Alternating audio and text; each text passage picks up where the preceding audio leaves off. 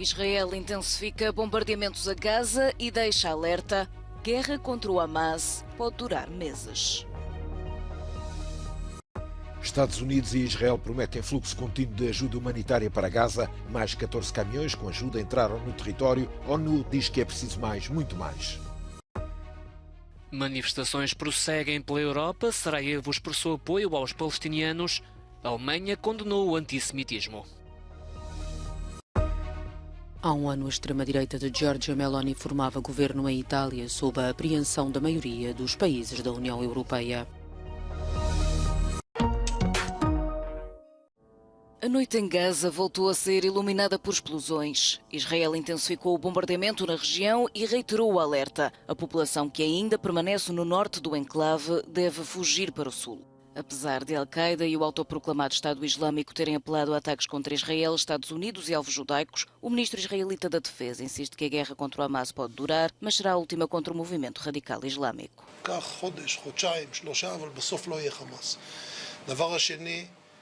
האויב צריך לפגוש לפני שהוא פוגש את כוחות השריון והחי"ר, הוא צריך לפגוש את הפצצות שלו. Ainda este domingo, Israel alegou ter bombardeado acidentalmente Rafah. A explosão, que atingiu o posto fronteiriço da cidade no sul da faixa de Gaza, deixou várias pessoas feridas e atrasou ainda mais a entrega de ajuda humanitária ao enclave. Mas a guerra contra o Hamas estende-se a outras frentes. Durante a madrugada, aviões israelitas atingiram 2 células do Hezbollah no Líbano. De acordo com Tel Aviv, o grupo armado tencionava lançar mísseis antitanque e foguetes contra Israel. Com a situação a agravar-se de dia para dia no terreno, também a diplomacia internacional endurece o tom. E enquanto o Irão adverte que o Médio Oriente é neste momento um barril de pólvora, Estados Unidos, Reino Unido, França, Alemanha, Itália e Canadá assinaram uma declaração conjunta a reiterar o direito à autodefesa de Israel. Os países ocidentais apelam, no entanto, à adesão ao direito humanitário internacional, incluindo a proteção dos civis.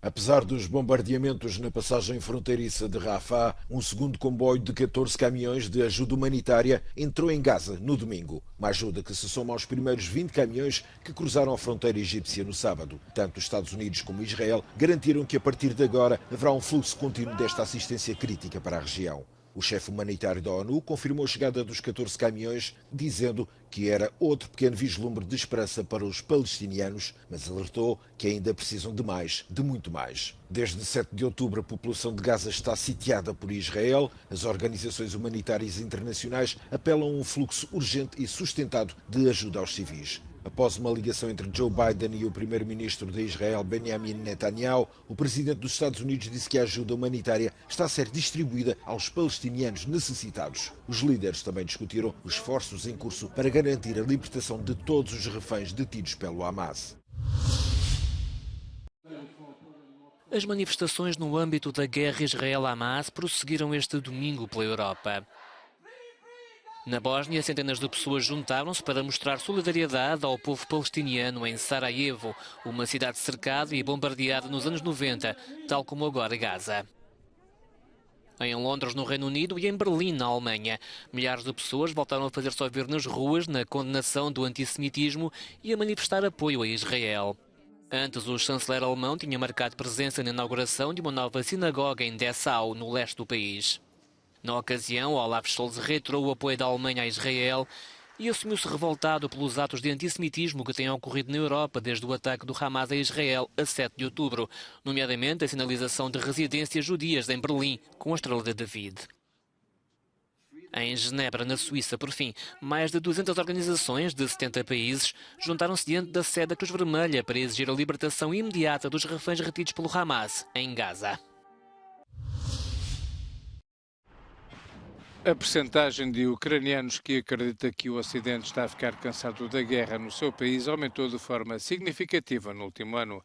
A conclusão é de um estudo publicado pelo Instituto Internacional da Sociologia de Kiev, que revela que em outubro de 2023, 30% da população temia o desinteresse dos países ocidentais na guerra.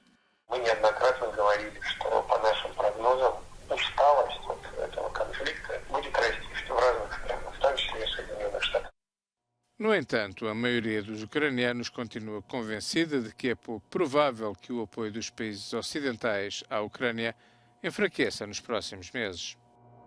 Well, of course, President Putin would like to say this, and he wants to inject a kind of sense of hesitation, or rather a sense of tiredness inside the European Union towards Ukraine.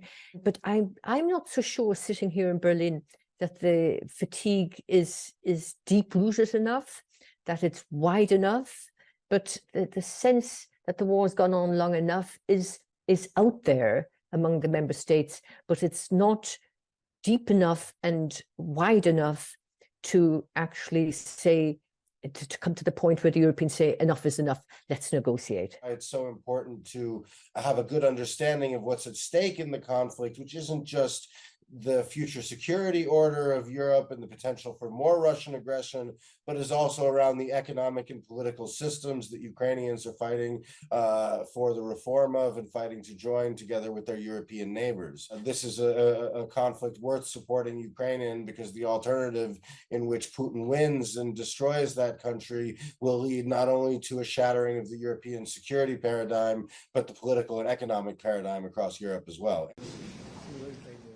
No início de outubro, Kiev acolheu a primeira cimeira dos ministros europeus dos negócios estrangeiros fora da União Europeia, um gesto de solidariedade e de apoio à Ucrânia.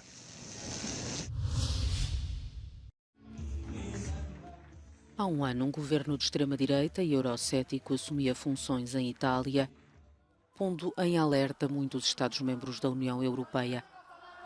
Desde então, muitas posições assumidas pela Primeira-Ministra deram razão às preocupações, mas terá Giorgia Meloni conseguido dissipar a imagem de neofascista? Sicuramente c'è stato un tentativo di smarcarsi dall'etichetta neofascista. Il tentativo mi sembra solo parzialmente riuscito. No último ano, a política interna de Meloni esteve claramente em linha com a sua ideologia de extrema-direita. Le tre misure più importanti sui diritti civili sono state il rendere la GPA un reato universale, avere favorito in qualche maniera che i prefetti non riconoscessero in maniera automatica i figli nati da GPA che venivano dall'estero, e le recenti misure sulla natalità. Meloni ha detto molto chiaramente che le donne che hanno più di 2 figli danno un contributo alla società. C'è l'idea che la famiglia naturale, che deriva dalla coppia eterosessuale, è la cellula fondamentale della società. Famiglie che sono fatte da coppie di persone di sesso dello stesso sesso, oppure famiglie che sono fatte da un solo genitore, oppure persone che decidono di non avere figli. Queste persone dovrebbero venire discriminate, hanno di fronte allo Stato un valore inferiore. Na política externa, Meloni tem feito malabarismos entre afastar-se do anti-europeísmo, que marcou a sua carreira política, e manter alianças com países de extrema-direita. Il suo obiettivo fondamentale è stato proprio quello di consolidare un'immagine affidabile, diversa da quella che era stata dipinta dai media internazionali. La situazione potrebbe essere descritta in questi termini: l'Italia ha bisogno dell'Europa tanto quanto l'Europa ha bisogno dell'Italia. Meloni ha dovuto trovare un modo di lavorare con le istituzioni europee e viceversa le istituzioni europee hanno dovuto sforzarsi per lavorare con Meloni. A sua política de migração revelou a mesma ambiguidade. L'accoglienza generosa verso gli ucraini è un caso straordinario di doppio discorso sull'immigrazione e sull'asilo. I rifugiati di certe guerre, Afghanistan, Siria e altri paesi del sud del mondo, dell'Africa, quelli non vanno bene, non ci piacciono, non suscitano moti di solidarietà. Os primeiros 12 meses de governo resumem-se, diz perito, a recusa em questões fundamentais. Mi sembra un anno di passi indietro sul piano del rispetto dei diritti umani e della solidarietà. A ilha de Portland, em Dorset, no Reino Unido, foi palco de manifestações contra o regresso de requerentes de asilo à barcaça BB Stockholm, após a suspeita da presença a bordo da bactéria da Legionella. Mas foi a gestão britânica dos migrantes que dominou os protestos. O primeiro-ministro Rishi Sunak mostra-se determinado a travar as chegadas e em reduzir os requerentes de asilo no país. O governo conservador alega que a acomodação dos migrantes está já a custar mais de 9 milhões de euros por dia aos contribuintes, mas a solução não agrada. It doesn't make any sense to me. I don't think it makes sense to most people who really have any kind heart for other human beings, really. I think most people are afraid of the sort of demographic that it is, which is men, single men, and that's really it. They should process asylum seekers properly, and if their claim is valid, then they should be integrated into our community. I don't agree with keeping them as prisoners. O governo de Rishi Sunak vê no aluguer de abrigos temporários como a barcaça Bibi Stockholm uma forma de baixar a despesa pública com a acomodação de requerentes de asilo, que já serão mais de 17 mil no Reino Unido, parte deles instalados em hotéis à espera de ver o processo resolvido. O realojamento em locais mais baratos e com menos condições gerou a polémica. A barge in a port on private property behind these barriers, intended to show there was no luxury in the UK's asylum process. But as well as Legionella bacteria, a type of pneumonia being found on board, concerns were also raised about fire safety and about far-right activity in the area. But the UK government says the barge is now safe again and will reduce the cost of keeping asylum seekers in hotels. I think it's an interesting strategy, but I'm not sure how comfortable the local people are having the barge sat there with that big group of people. There's lots of people coming over, being assessed as to whether they're economic migrants or refugees. I guess there's a backlog. People need to go somewhere. I'm not sure if this is the right place where they need to go, but they need to go somewhere. Uma batalha legal está em curso por causa da Bibi Stockholm. A primeira queixa contra o Ministério do Interior foi rejeitada. Uma segunda foi agora apresentada para tentar forçar o Conselho Municipal de Dorset a agir contra o acolhimento de migrantes naquela barcaça na ilha de Portland, no Reino Unido.